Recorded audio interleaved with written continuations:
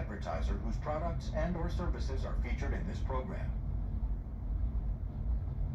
Welcome, everyone. This is the Judge Angel's All-Star Show. We are so happy to have you with us today.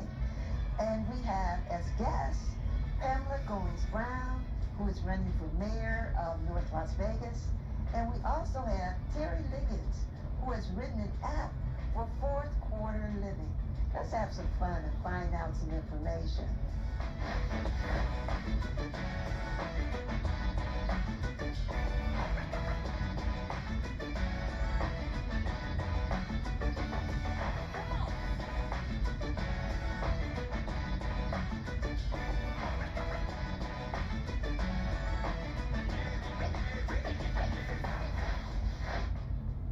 I am so excited to have our wonderful, wonderful mayor-elect for North Las Vegas, Miss Pamela Goings-Brown. And she's going to share a few secrets about herself. So listen carefully. And thank you for joining us. You're so kind. Thank you so much for having me. I'm excited to be here today. My pleasure, my pleasure. Now, you're a college girl, right? I am. I am a proud HBCU graduate of Prairie View A&M University in Prairie View, Texas. Wonderful, wonderful. What did you major in? My undergrad degree is in music education. I am a classically trained pianist, and I just thought teaching would be the best route for me, and so that's what I did. Wonderful. Your love of learning translated into your vocation. Absolutely. Oh, that is so beautiful. Yes. Now, you were a teacher, and then I taught in Clark County School District. I was a music teacher for 20 years. Nice. I did summer school and just regular general education as well. And then I was 15 years as a Clark County School District administrator. I was an assistant principal for 15 years, and I retired 3 years ago. Oh, you look so young, girl. You don't have any stress at all. You're looking good. It's just the love of the job. That's what it's all about. Love of the job. Yes. Teaching our children. Absolutely. Isn't it beautiful? It is. And the kids are so receptive, and they love learning. It just energizes you. Yes. That is so wonderful. So you served 35 years in the Clark County? Clark County School District, yes. All right. Yes. All right. Were you born here? I was not born here, but my family came here in 1964. I was actually born on an Indian reservation in Goulden, Utah. My parents were teaching on the reservation, and then job opened, came here in Las Vegas, and so we moved here. Wonderful. Been here ever since. Wonderful. What a good move. A blessing for us, right? Well, tell us, how did you happen to run for the council? Well, the seat that I occupy now, in 2011, it was turned out from the prior councilman, William Robinson. And actually, it was my brother who said, you know what, Pam, you ought to run for political office. And I'm like, wait, who? Me? And so, I thought about it, and I'm like, I so love serving my constituents and serving the public. And then being in education, I say I deal with little people and all of their concerns and issues. And it's just elevated up to adults with same kind of problems and concerns, and I just like solving problems. And so I said, well, let's give it a try. And of course, I had to have family support. And so my sons are like, go for it, Mom. And my husband's like, you got this. And my immediate family. And so here I am today. Wonderful, wonderful. Now, a little birdie told me that you were the first African-American woman Yes. to be elected to Ward 2.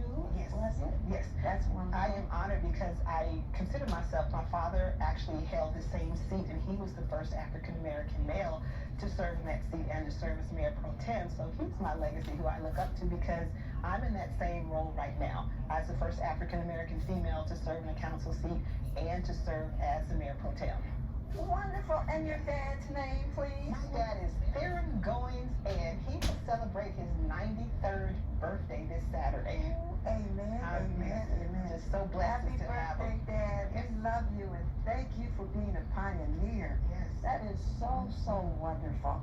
Now, I hear during the pandemic, you were super busy. Yes. People like me were lounging and chilling in front of Netflix. I could not move. Don't blame me. Don't judge me, okay? Yep. But you were doing something that was really a great accomplishment. Well, You and your colleagues. Several things I love to boast about in North Las Vegas. As an educator, we saw that Clark County School District was struggling with getting children access to the internet, and they had hotspots with their buses in various parts of the city. And so driving into City Hall one day, there was a school bus in the Smiths parking lot, and we saw kids sitting on the hot pavement. It was like 100+ degrees outside, trying to access the internet with their Chromebooks, sitting on that hot pavement. And so we're like, we have to do something for, and I call them my babies in North Las Vegas. And then we needed some place for our employees and our first responders kids to go, because they couldn't take off from work. They still had to work. And so born was the Southern Nevada Urban Micro Academy. It was a micro school. Say that again. It's called, we all hear it. It was called the Southern Nevada Urban Micro Academy, and we call it SNUMA. And so it was designed for that purpose, so that we can offer first class in-person and online learning to our babies in North Las Vegas who did not have access to technology at home. Now, that is so beautiful. How can we as an audience help the school? What can we do to help the school get more access to the internet? Well, the first thing is we have to see which households don't. And sad to say, there are still households, not just in North Las Vegas, but throughout the valley, that still do not have access to the internet. And so I know there are programs out there for families who are in that situation. I know Cox has a program to, provide that for families at a very, very discounted rate. And so that's helped out tremendously. And then just for parents to get vocal and to be involved. And so we have to hear from you so that we can reach out and help you. And we did that throughout COVID, just, in contact with our families. So at this point, if someone does not have internet in their homes, can they contact the council to get on the list so people would know they need help with internet? They can contact our council. They can contact me. My phone number's out there in the universe. And then all of the major programs are routed through the county right now because they have the bulk of the resources, but we can absolutely provide them with information or send them websites like what Cox has to offer, and then we can get them signed up that way if they qualify for those reduced price programs. Excellent. And it's also on our internet website. I'm learning too. It's www.judgeangelallstars.com. We will put that the links that you have there. So anyone watching, we can do that. We always want to do more, but at least we can do that. And one other thing, each of the council, we have our own newsletters that go out every week. And if you go to the cityofnorthlasvegas.com's website, you can sign up for our newsletters. And every week we put information in about Wi-Fi and technology. Wonderful. There we go. Yes. Because we need it. Yes, absolutely. Now, I know you were very active with the city's budget, particularly when you first took office on the council. What are some of the things you've done relating to finance and the budget? Oh, wow. Well, just to understand where we are today, you have to kind of know where we came from. So back in 2011, when the economy totally tanked and the state, we thought we were on the brink of receivership, but the state didn't know what to do with little old North Las Vegas, and failure was just not an option for us. And so the vision that this council has set in place is to recover. And we put our heads together. We came up with a plan, like our forecast, and just to say that we want to bring in more business. We want to thrive on the economic forefront.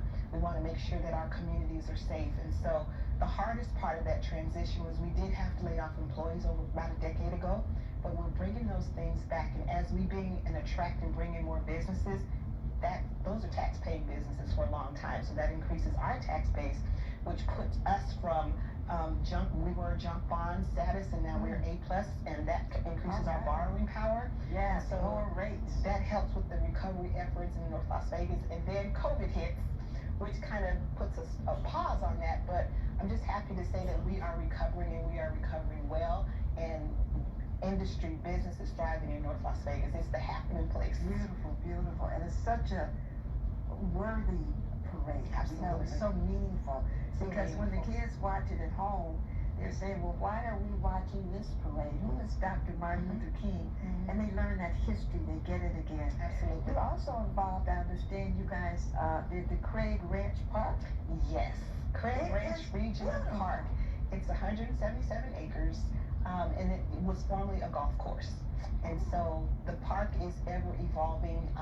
We are in the process of adding an additional 20 acres to the park. There's a train actually going through the park, which would be really nice. So I just picture a small Disneyland where you're on the train and you're riding around the park so you can see its beauty. We're going to be adding soccer fields and some multi-fields. Pickleball is super popular right now, so we're going to have some pickleball courts. I think they're going to be within the tennis courts. And then the state-of-the-art, we have a state-of-the-art skateboard park out there that's used often. And then, of course, the AMP. It's our outdoor amphitheater, and we're starting to attract some top-name talent. Frankie Beverly Mays will be there Labor Day weekend. And so we are just excited. And Parliament Funkadelic was just there last week, and that was one of their final their farewell tour, and it was at our park. So it's just phenomenal, the growth in Craig Ranch Park. It's a staple in the community. Yes, it is. I had the pleasure of being there for a Cedric the Entertainer. I was there. It was cold, but it was so worth it, right? It was worth it. And the park is gorgeous, ladies and gentlemen. Yes. It's just manicured. Yes. It is just fabulous. I love it. I love it. So, you're blessed to have such a wonderful family. I understand your dad has a school named after him. Well, let me tell you, the school was actually named after my mom and my dad. The application process is quite extensive, and they kind of worked on it a long time. And my mom's like, you know what? I helped work on this application, so guess what?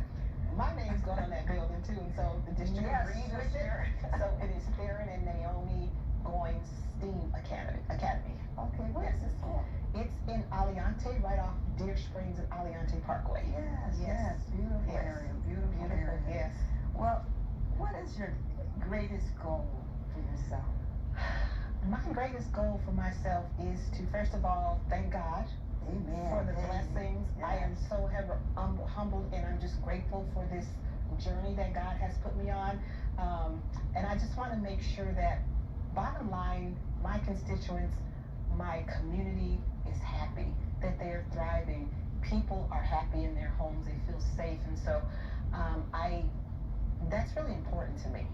I want people to feel that they're okay and that I'm very accessible, and if whatever problems are out there, please let me know or come and talk to me so we can work on solutions.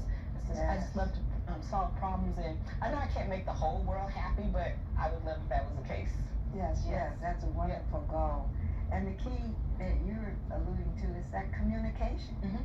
If people will just tell you what the issues are, tell you what's going on, and then we all talk about it and look for solutions. That's the way. Now, I have to ask, might you be our first African-American president of the United States? Yes. You have not, because you asked not. Put it into the atmosphere. Okay. You know what? Who knows? I put it in the hands of the Almighty, my Creator. Whatever that journey is that He has this path for me to go down, that's what I have to leave my life on. So right now, I don't know. I'm content in where I am right now. I'm ready to elevate my public service to the mayor position, and just to get things. I'm not in the front glory type of person. I just like to get the work done, and once that's fine, I'm fine. Wonderful. How beautiful. Thank you very, very much. We're so pleased to have you as a public provider. I don't want to say a servant, but as a public provider with your skills and your leadership. It is a great journey we're getting ready to take. Before we go, though, I want to wish your dad a happy birthday. Thank you. Yes. And hello to you, great mom. Hi, Mom. Hi, Dad. We love you both. All right, thank you for joining us. And will you please come back when you take office? I will be more than happy to come back. All you have to do is invite me. Thank you so much. I am here. This is fun. Thank you for having me. I really appreciate being here today. All right, thank you. We'll be right back. And now it's time for a motivational moment. The secret to happiness is to count your blessings, while others are adding up their troubles. My name is Mike Fast. I'm an independent broker owner of First Choice Business Brokers franchise. I've been helping people buy and sell businesses for 17 years. If you're a business owner, whether you think a disposition of your business is right around the corner or years down the road, I can give you a very good idea of what the market value of your business is today, or I may be able to give you suggestions on how you can improve the value of your business for when you are finally ready to sell. Call me. I'm looking forward to working with you. Hello, everyone. Welcome. You know the new saying now, 70 is the new 50. And Miss Tina Turner, in my words, says, what's age got to do with it? We're feeling good, we're looking pretty good, and so much energy and so many ideas. Well, our guest today, Terri Liggins, is going to talk to us about that fourth quarter. Terri, thank you so much for joining us. Oh, thank you so much, Judge Angel, for having me here. My pleasure, my pleasure. Now, what is your take on the fourth quarter living? Well, baby boomers, I am one. We are at this point in our lives where things are being required of us that we just kind of were putting aside, taking care of our aging parents. Even while we still have children in our home, and even if they're not in our home, they're still in our pocket. So we're taxed to do all of this, and we're doing it usually not being paid, right? But yet so much is required financially, logistically, maybe living in different states from our loved ones, emotionally. So all of this comes together, culminates in this fourth quarter of our life. And if I could just say real fast, because I happen to be a football fan, there's a little bit of history with the NFL that the most points in a game over the length of the history of NFL, most of the points are scored in that fourth quarter of the game. Yes, ma'am. So it's called press down time, serious time. We got to take it to the fence, folks. It's very important. And that's the same thing with us, really. And you have an app that talks about the fourth quarter. Yes. What kind of items are in your app? Okay, well, yes, thanks for asking. I created this app because of just really seeing a lot of my friends my age, well before I had to deal with any illnesses with my parents. They were going through trials and tribulations of their parents having Alzheimer's and heart disease, inflammation, just things that were keeping them in facilities or having to move into their own home, and again, not being prepared, and thinking that they were perhaps the only one going through this. So I came up with this app. It helps individuals, number one, know that you're not alone. Number two, know that there are resources out there that you may never have heard about. So as an aggregator, it collects the experts in their field who do estate planning, who offer services with living trusts, living wills, DNRs, which is do not resuscitate orders, POAs, power of attorneys. All of these things are so very important at this end of life. At this fourth quarter, as we're going to call it, because it's essential. You find you cannot go on without it. You talk about wills and trusts. The question is, if you don't have that, ladies and gentlemen, you're in probate. What is probate? Probate is the state taking over everything that belongs to you. And first of all, taking a percentage. After the percentage is taken, then deciding what should be done with the rest of your assets. That's so important. That financial part of your life. The final expenses. Oh my goodness, definitely that. How does a person want to be handled when they pass on? That's so important. But you know what? The big thing on your app that I just love, it raises the question of what happens when a person is too ill to stay at home, but they don't want to go into a facility. Yes, that's difficult. Yes, and there are various ways to handle that. And when you are caring for your elderly, you sometimes, you've heard the phrase once an adult, twice a child. But now they're a child with an attitude because they've lived their life, and if they still have their cognitive thinking about them, they're like, how dare you tell me what to do? I'm your mother. Right, I'm your mother, how dare you? Or you may have to move them, if you're in their house, they're definitely saying, how dare you tell me what to do in my house? If you have to move them to your house, they're like, no, I don't want to leave my house. So, but in either situation, or even a facility, that's, really, really sad. with the expense of that and the distance that you may occur. But in any case, you are now having to make these decisions, and you're not getting paid, but you can be. There are ways. There are ways you may get paid if you qualify.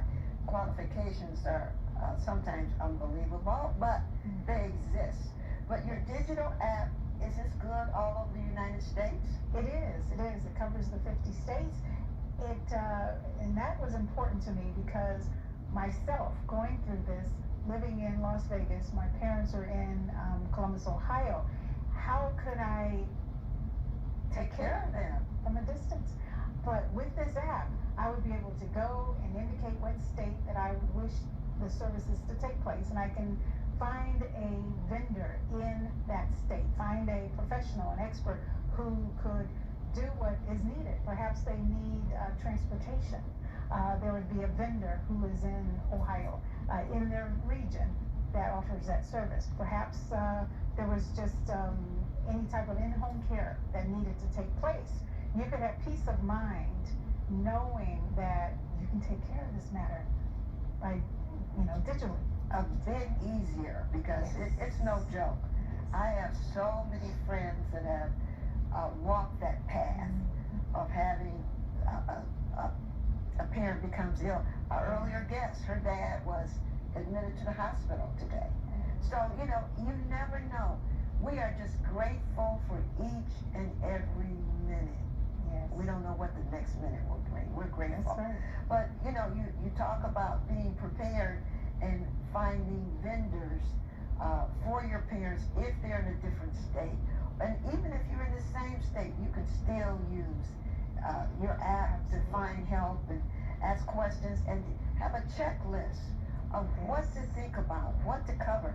Because really it's so much, it's like taking a person's entire life and squeezing it into 10 to 12 months, trying to get everything in order, when they're saying, wait a minute, I didn't approve that yet. Yes. Yes. And what about the responsibility of which sibling is going to be in charge of taking care of mom and dad? Boy, I tell you, those are decisions that must be made while everyone is of sound mind, That's why I love your app. It's so timely. Fourth quarter. Yeah. I'm not preaching. I'm telling myself too. The same thing applies to me. Yes. Now, being a caregiver, you have to take care of your parents. Were you prepared since you have an app? I tell you, I was, as I said, seeing a lot of my girlfriends going through this, right?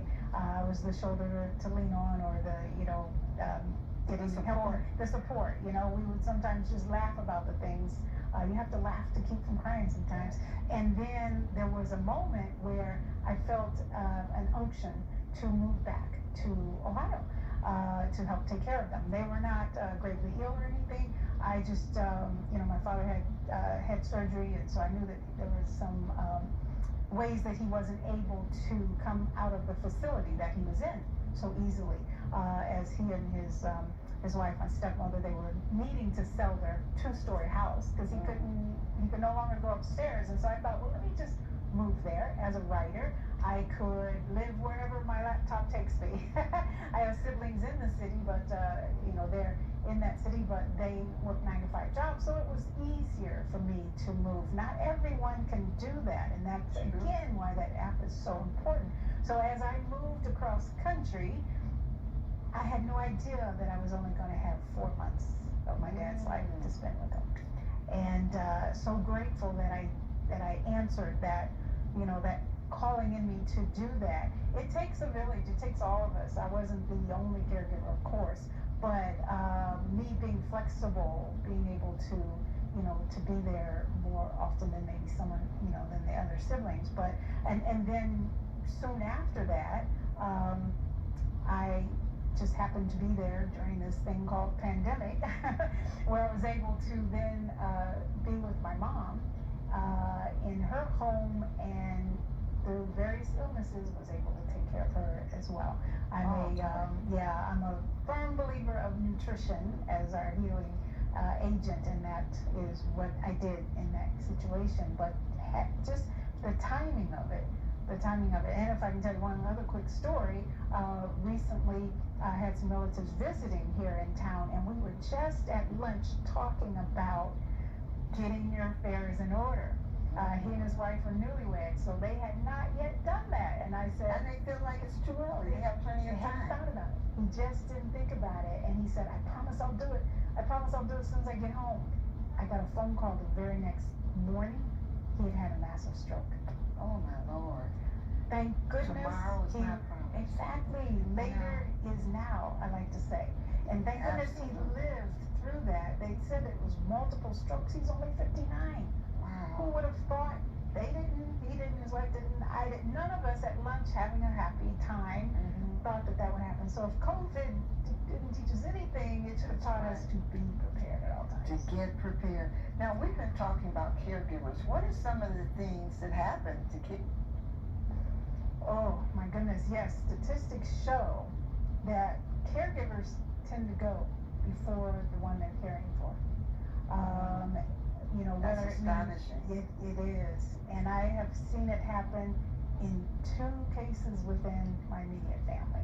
That situation has happened and unfortunately ended in their death, where the person that they were caring for was in terrible situation, whereas if you got a phone call like that, you would have thought it was because of that person that was The older person. but it was The caregiver.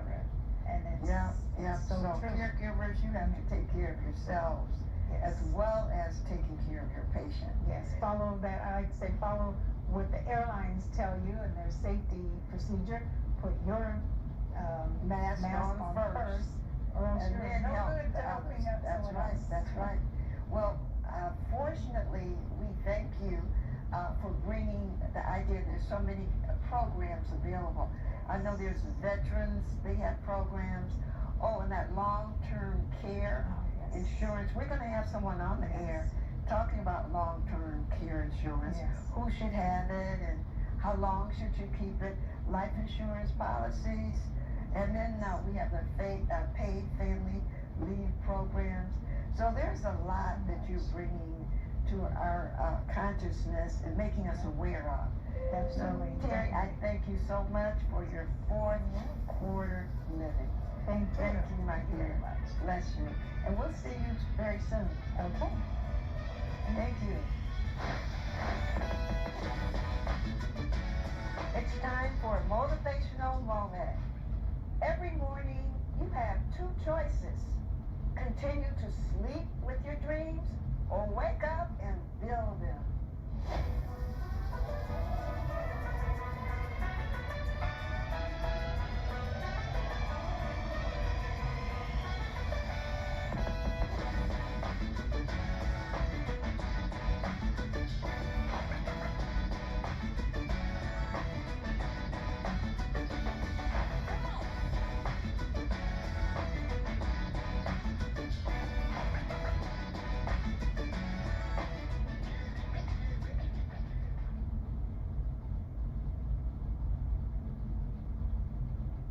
The preceding program was a paid commercial which has been paid for by the advertiser whose products and/or services were featured in this program. Coast Highway Star Nursery has been growing.